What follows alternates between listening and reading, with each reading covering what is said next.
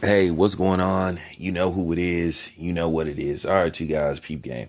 All right, so I guess Devin Haney and George Kambosos Jr. exchanged tweets in regards of them trying to make a fight. Now, say what you want to say about Devin Haney, but Devin Haney is out there trying to make the best fights possible. He's out there trying to fight the best that's out there. Devin Haney wants this fight, and he's trying to make this fight.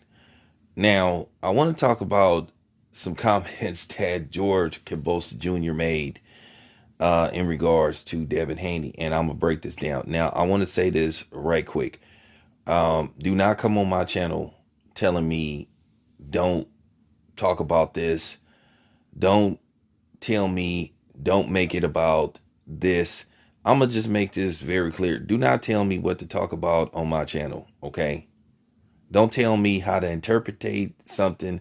Don't tell me that you don't think it's about this and you don't think it's about that. When I want your opinion on something, I will ask for it. But right now, I'm giving my opinion, and I'm going to talk about this from my perspective and my perspective only. I'm going to be honest with you. If you don't look like me, I really don't want your opinion when it pertains to subjects like this, because really, to a certain degree, it's like fuck your opinion. Okay? Once again, you don't have that right to tell me how to feel about a situation. And stop thinking that you can impose your thought process on somebody like me. So you better go take that shit somewhere else. Okay, so, I just wanted to put that disclaimer out. And if you want to try me and put something sarcastic in the comment section, go ahead. Because all I'm going to do is look at it, erase it, and then I'm going to erase your ass off my channel, which means I'm going to send you to the block, like a cheap hoe. You know what I'm saying? Like a $5 hoe. Real talk. But nevertheless, these two guys exchange, words via, social media, which to me, that's kind of, you make your own conclusion what you think of that. And George Kambosos comes out of nowhere and says, well, you should sell your jewelry to help you get the money to make the fight and all that kind of stuff. Now, one can interpret that as, well, one, like, why are you bringing up my jewelry? And what do that have to do with making a fight? Eddie Hearn is my co-promoter. Eddie Hearn already said he would be willing to put up the money to make the fight. But I'm like, why is George Kambosos worried about Devin Haney spending money? What is he trying to say? Now, that could be interpreted a whole bunch of different ways, but you always hear stuff like this. You know, um, you would hear this with Floyd Mayweather. Oh, Floyd Mayweather need to stop buying these cars and houses and jewelry and all that kind of stuff and do this and do that, and I'm like, why are you pocket watching? And they only seem to do that with guys that look like Floyd Mayweather. You don't hear them hollering that stuff with some of the fighters that look like Gabriel Flores. He likes to dress a little flashy, and nothing wrong with that, wearing Versace shirts and all that kind of stuff. And what's wrong with that? It's funny how people have an issue with how Floyd looks or spends his money. Now, by no stretch of the imagination am I trying to label George Kambosos Jr. a racist.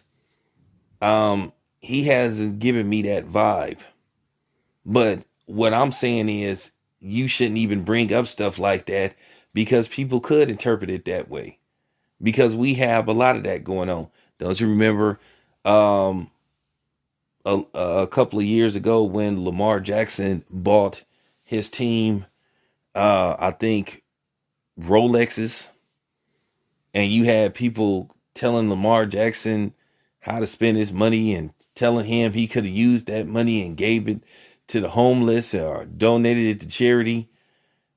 And people, and this person, she got ripped to shreds, and rightfully so, because that's called pocket watching.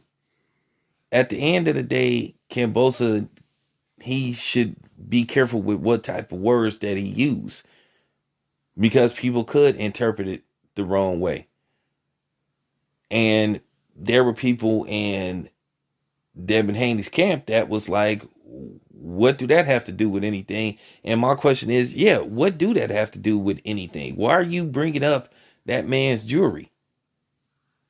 Talked about he noticed he didn't bought some jewelry. First of all, in certain situations, jewelry has higher value than cars, depending on what type of jewelry you buy, depending on what type of chain you buy. That's why a lot of people put their gold and platinum, and white gold chains and safes and stuff, because they have value to them. They have high value to them. That's real. So actually buying jewelry to a certain degree is an investment. It really is.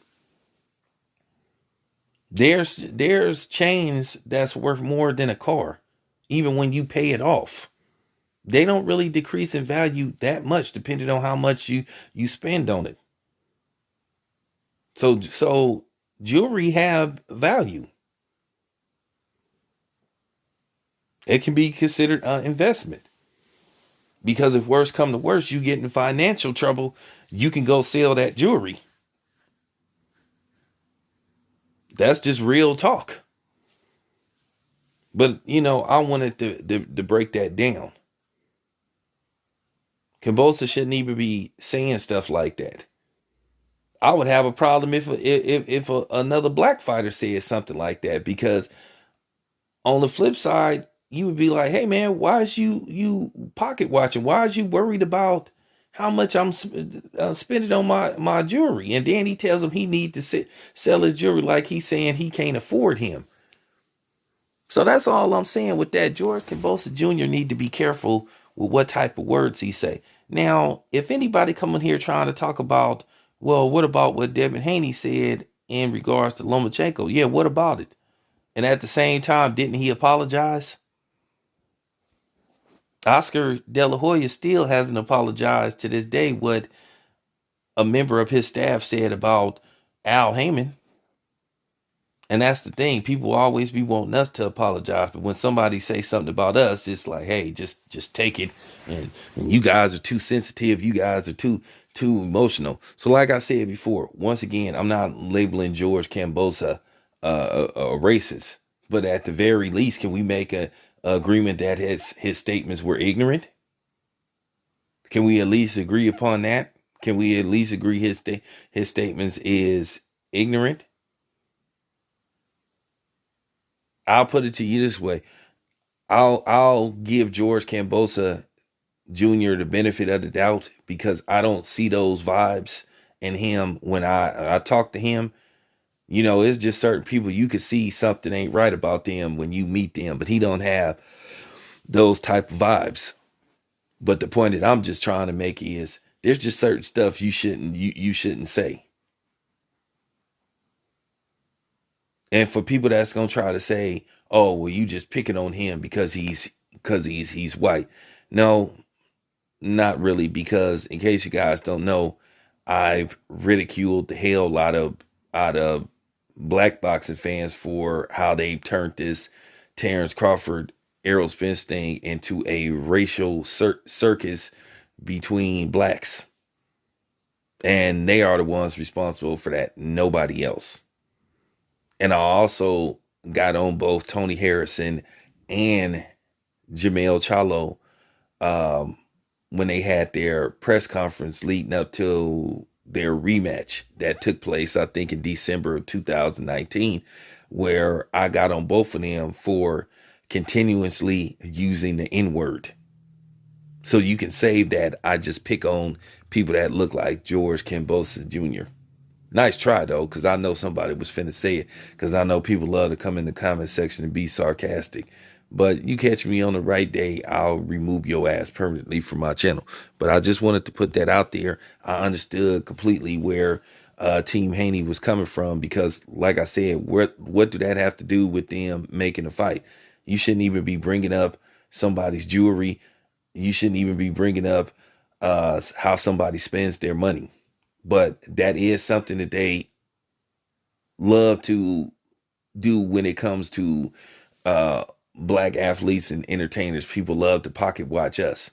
And I'm saying once again, I don't think George Kambosos Jr. is a racist, but at the end of the day, it could be interpreted that way. Saying stuff like that, stereotypical stuff like that.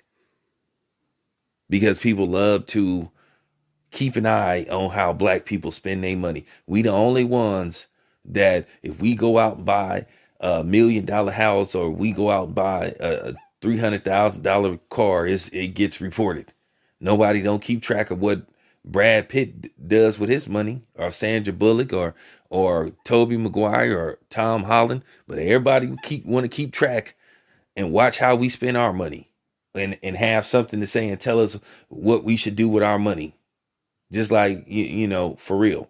Anyway, this your boy Town Biz. I'm out.